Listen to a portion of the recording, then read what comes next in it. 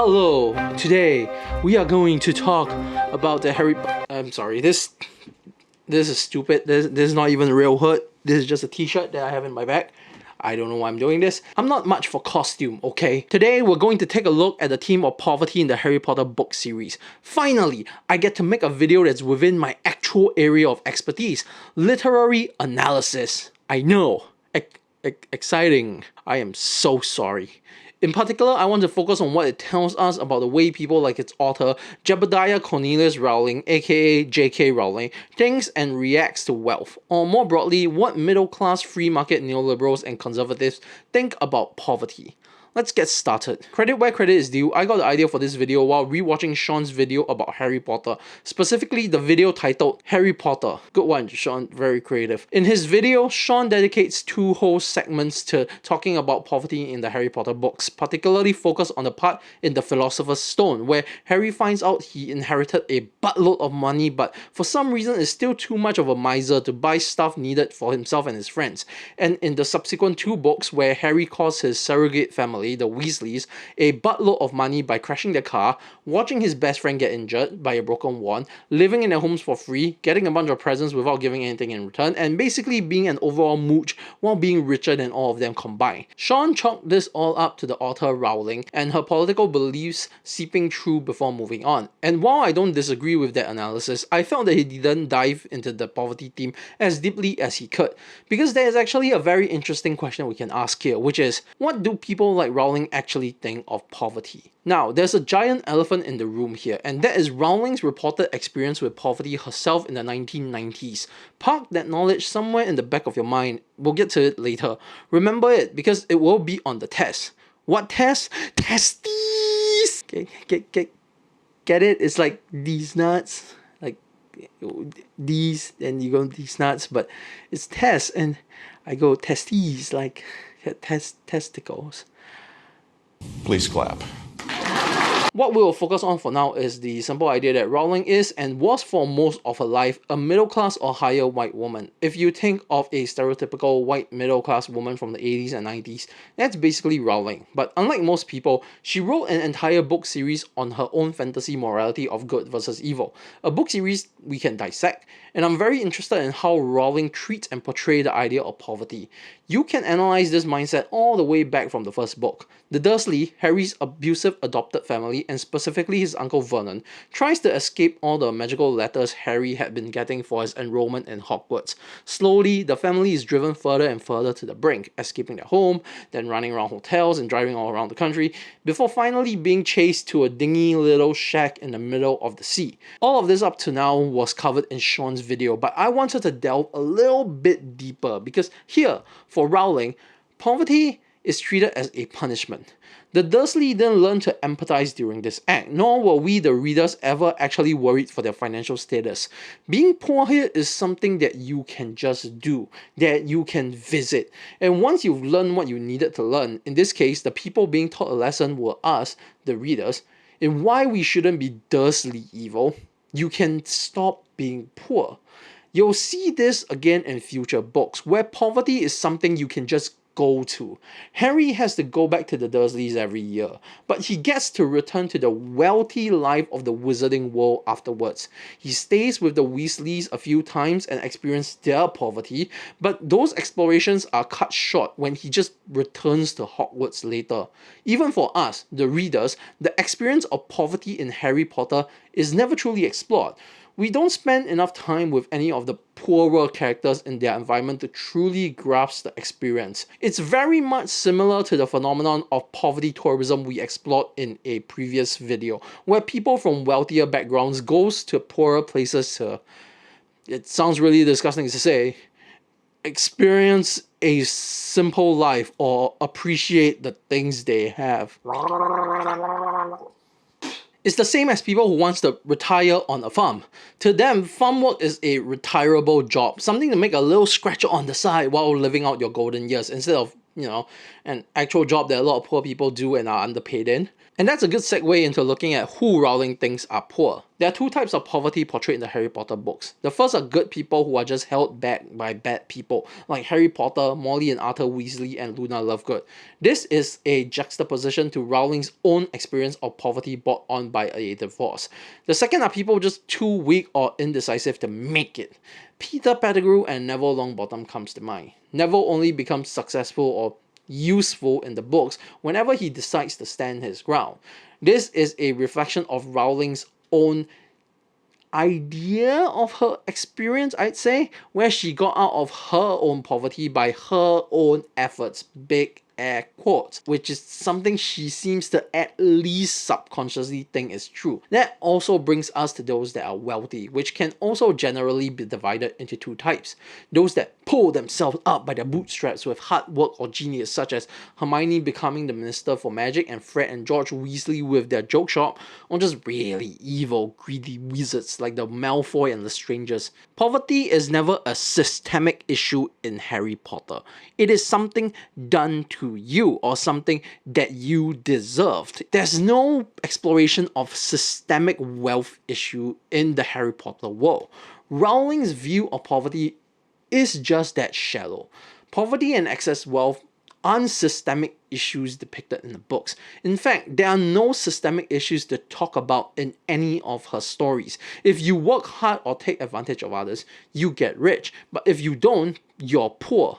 It's a neoliberal utopian fantasy where the free market system works and the distribution and experience of wealth inequality all boils down to an individual's ability, where you fit in where you fit in, or something else is doing evil stuff to them. Not the system, and a hand of God type of comeuppance is what allows good people to get rich. There's always someone pulling the strings. If not some evil conspiracy, then it's an individual's lack of ability, or just like plot armor.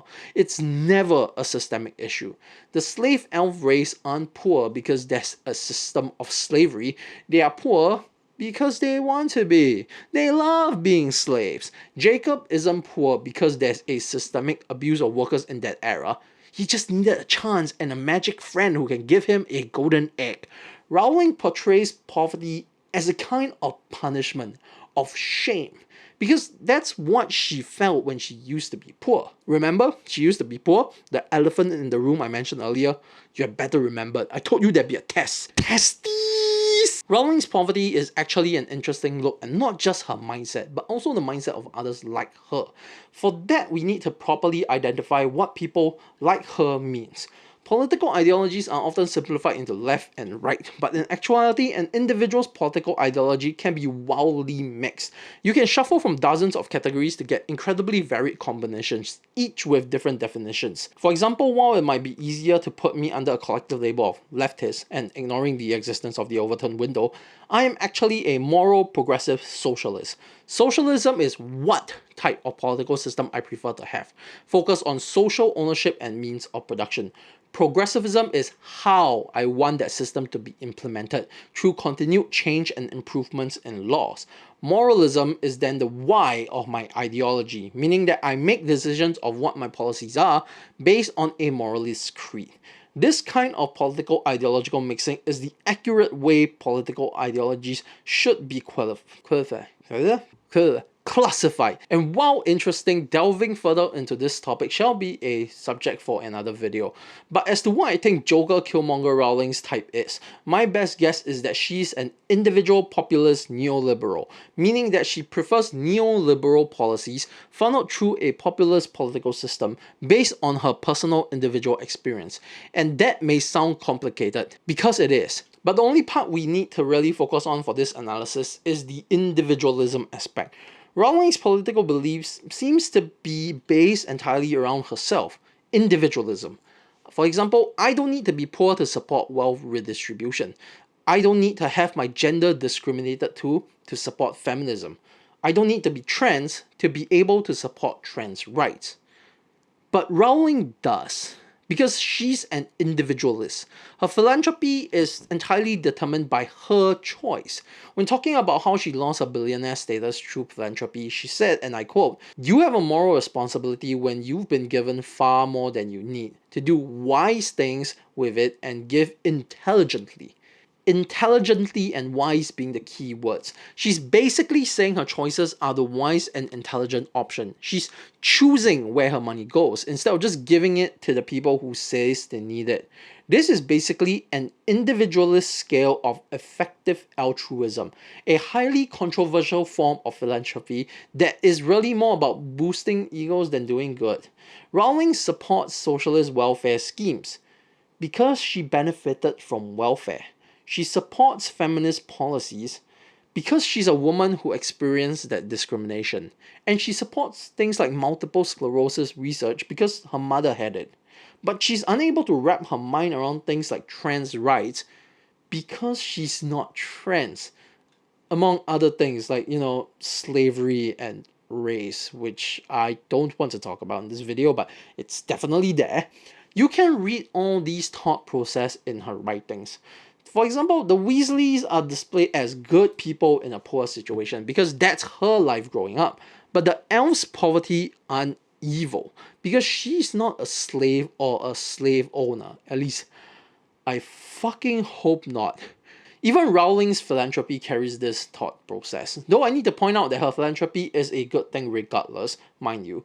I do not want to make it seem like she has not done genuinely good things with her philanthropy, which she has. She helped evacuate and save the lives of hundreds of female lawyers, successful women like her, from the Taliban. But if you're trans, which she's not, the Taliban are suddenly her allies. She throws support behind lifting single parents out of poverty because she was one, but she does not have the same dog in the fight against systemic poverty. In fact, donating a lot of money to neoliberal candidates in her country to keep the status quo. Safety nets are great, systemic changes are bad. Independence is good, unless your former neighbor and friend is running an anti-independence campaign, and then it contains traces of bigotry. Don't look at all the other very real imperialist racism on your side. Now, it's very easy for me to pile on to the problem of Rowling's recent transformation into a TERF, but I can't help but be disappointed. She's obviously a person trying to do good, but because of her individualist ideology, she has solidified her idea of suffering. Rowling has been touted as a bootstraps billionaire, someone who found success by pulling herself up. It is a claim that she has never denied and softly implied she agreed with, but adjusted for inflation and buying power, depending on what numbers you use.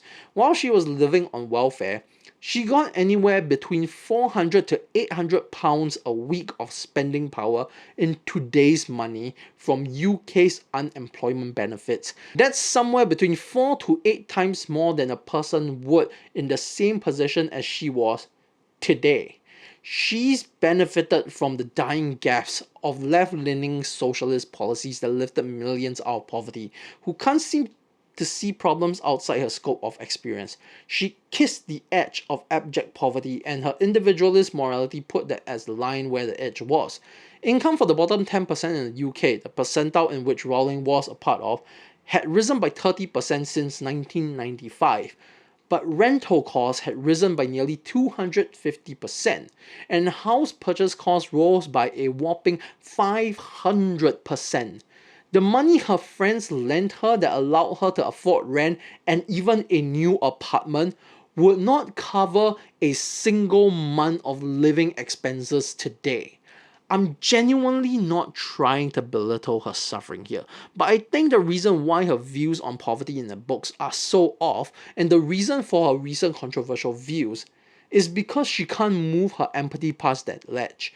Her most recent writings are a perfect example of this. They are steeped in the same lack of respect and an incredulous refusal to learn of other cultures that so plagued the turn of the century. In her writing of the Japanese wizarding school, Mahoutokoro Koro, which is actually pronounced Maho Dokoro, Rowling continued the stereotype of Japanese being obsessed with honor, with an added tinge of imperialism, of course. Also, the complete ignorant act of making the color white somehow means disgrace to the Japanese, despite that color being considered to be the color of their gods.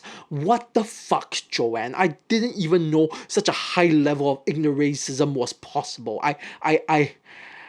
I feel like my anger has gotten me off track again. But that's how Rowling thinks. Her mind is stuck in the past, based on her own limited experience with subjects that she has not taken any effort to learn more of. I started writing this script thinking I was just going to be making an analysis of juicy, kinky Rowling and her politics, but by the time I started looking at her history of poverty, I realized this video was actually more about us.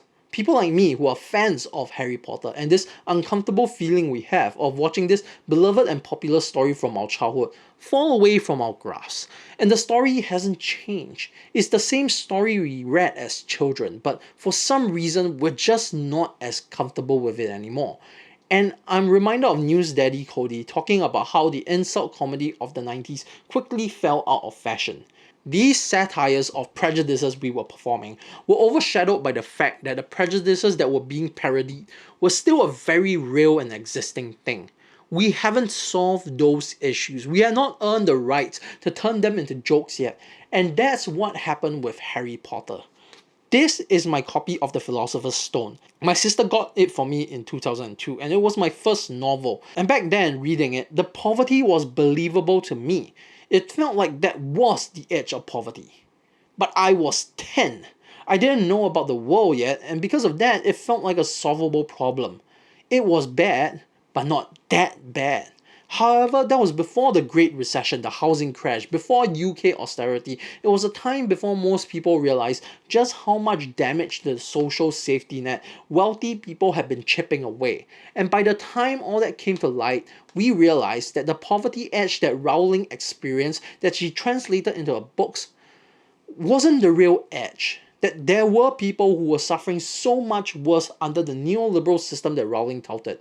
That system had actually failed and was on life support with remnants of socialist policies from the 1950s. And as we grew older and the world got clearer, we could no longer ignore all those background noises in Harry Potter anymore. The diluted look at poverty, the childish morality and politics, Slytherin and slaves, cultural appropriation and goblin racisms. We could no longer ignore those as a children's book's writing because we realized we haven't solved those issues yet. We had not earned the right to turn them into a utopian magical fantasy yet. And it would not be so bad if Rowling's writing had reflected this new understanding in later works. We could chalk it up to an author learning and improving. But that didn't happen. The theme of poverty explored in the Fantastic Beasts movie with the character of Jacob Kowalski was written in 2016 by Rowling, but still followed the exact same poverty story beats Harry went through a quarter a century ago in 1991.